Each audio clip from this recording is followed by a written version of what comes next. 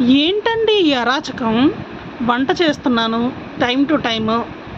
ఎప్పుడూ ఒక్కసారి కొంచెం సాల్ట్ ఎక్కువ తక్కువ అవుతూ ఉంటుంది, కారం ఎక్కువ తక్కువ అవుతూ ఉంటుంది.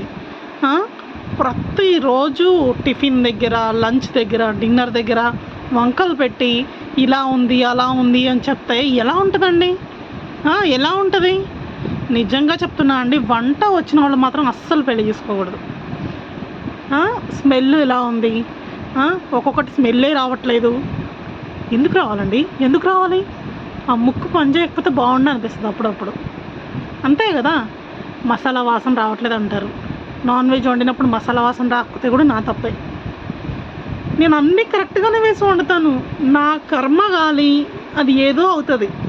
అలాంటి టైంలో ఒక్కరోజు అడ్జస్ట్ అవ్వకూడదా? నెలలో ఒక్కసారి మిస్టేక్ అవ్వదా? అడ్జస్ట్ అవ్వాలి కదండి. ఎందుకు ఇలా టార్చర్ పడతారు? మేము కూడా కష్టపడుతున్నాము, పని చేస్తున్నాము. అర్థం చేసుకోరు ఎందుకు అసలు? మీరు అర్థం చేసుకోరా? ఇలా సాధిస్తూనే ఉంటారా? మీరే చెప్పండి. చట్నీలో పోపు తక్కువైంది, పప్పు ఏంటి అసలు ఎలా ఉంది, మొత్తం వాటర్ వాటర్. ఏం మాటలండి? ఏదో ఒక దాని దగ్గర అడ్జస్ట్ అవ్వాలి కదా.